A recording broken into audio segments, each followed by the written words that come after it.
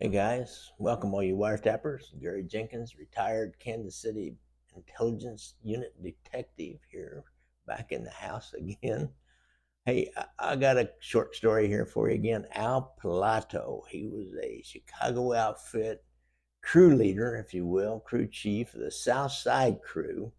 He was also big into labor union racketeering. He was the head of Local 5 in the Labor's International Union.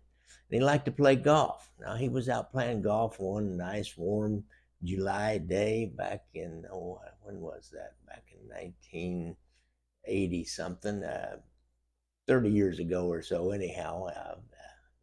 Tony Splatro was out in Las Vegas.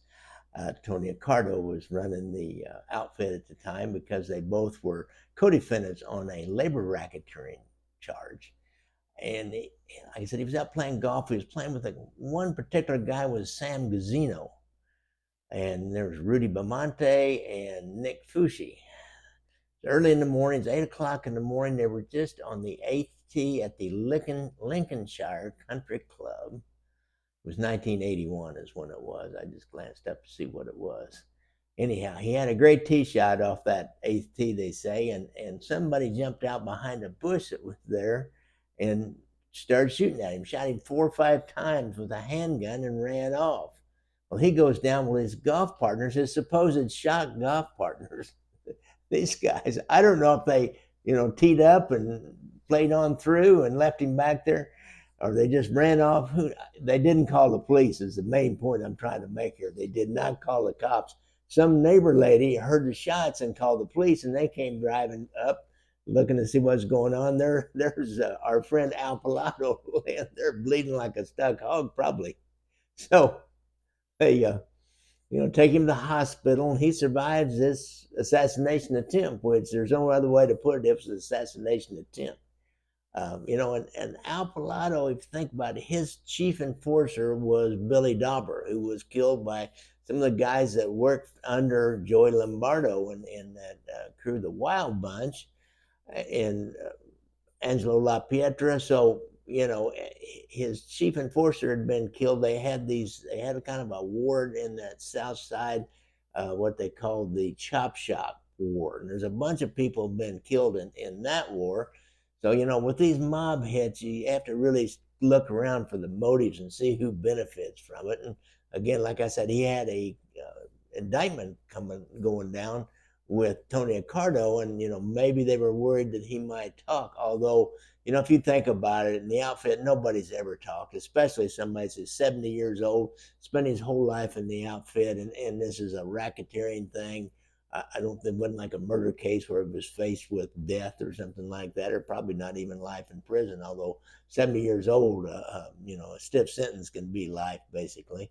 But somebody wanted him out of the way. There's no doubt about it. Now there's some speculation that Joey the Clown Lombardo mentioned before wanted to take over his crew. He was a pretty ambitious guy. He had his not Taylor Street crew, the Grand Avenue crew at the time.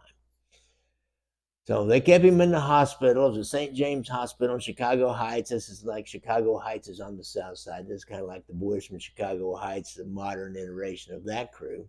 Kept him under guard for 24 hours a day for several days while he healed up. The local chief of police, Michael Siebert, I don't know, he was probably a little bit shaky himself. He said it was probably a mob hit and it was just lucky he didn't get killed. Pilotto, of course, said, I don't know who did it. And he nearly didn't. I don't think he did at all. It's some unknown guy, wasn't somebody he knew. But his golf partners knew. They knew a lot about it. And there was a lot of rumor and speculation. As I said, the FBI, here's a classic statement by them. Let's see what this says. It says, we don't know if it was a contract yet.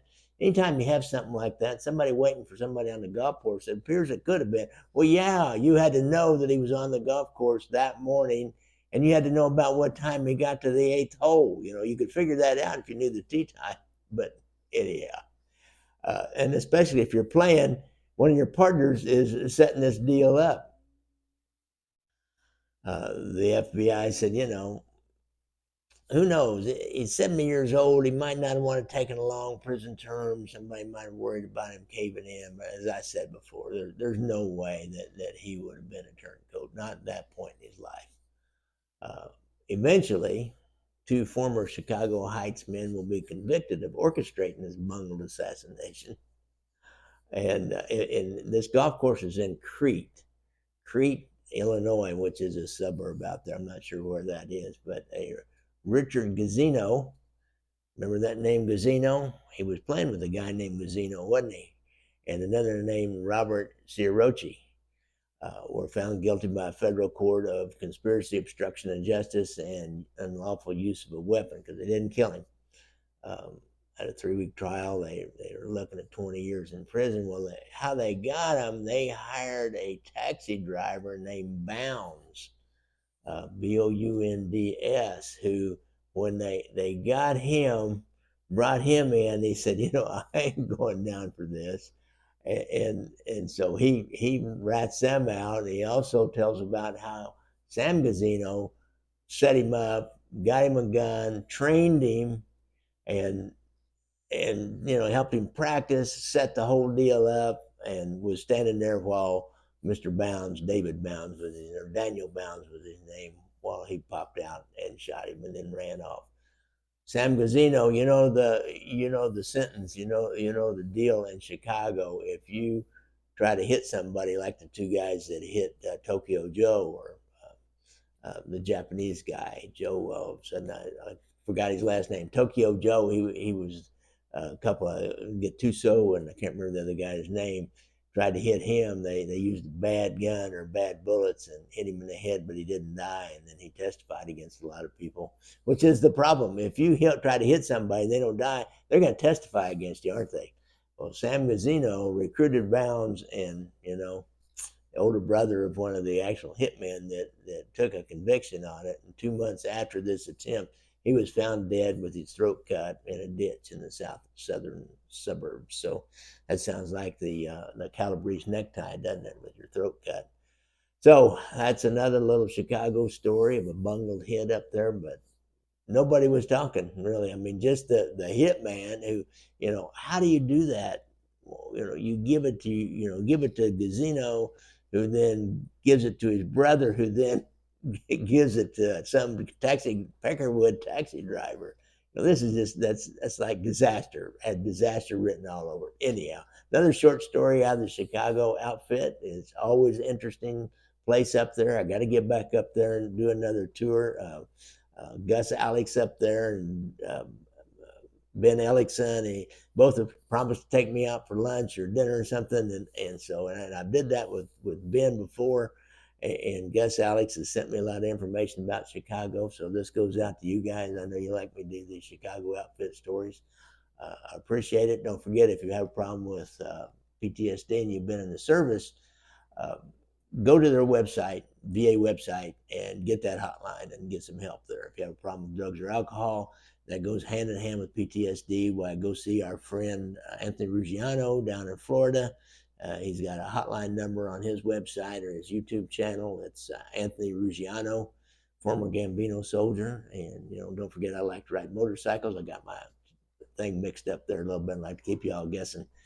I like to ride motorcycles, so watch out for motorcycles when you're out there. And don't forget to like and subscribe. Tell your friends about us.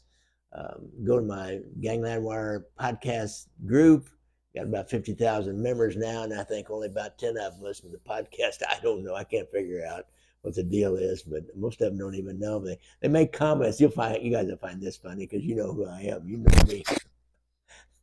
They make comments about there are rats on this page. Oh, I bet there's rats. I bet law enforcement reads this. Oh, man. Finally, I made a comment one time. I said, well, this page is ran by a cop. And or the group is ran by a cop, and this guy just like, gives me some kind of a weird, like those little eyeballs that stick off to the side. I don't know. It's a crazy world, this mob world, but we have fun doing it. And I really appreciate you guys tuning in and listening, because I know you like the more down and dirty kind of. If I do a story about Al Capone, I don't do his life story because everybody knows that. I do a story about the time he almost shot, or he did shoot himself on the golf course, or some of these stories like Al Pilotto getting shot on the 8th hole at the Lincolnshire Country Club.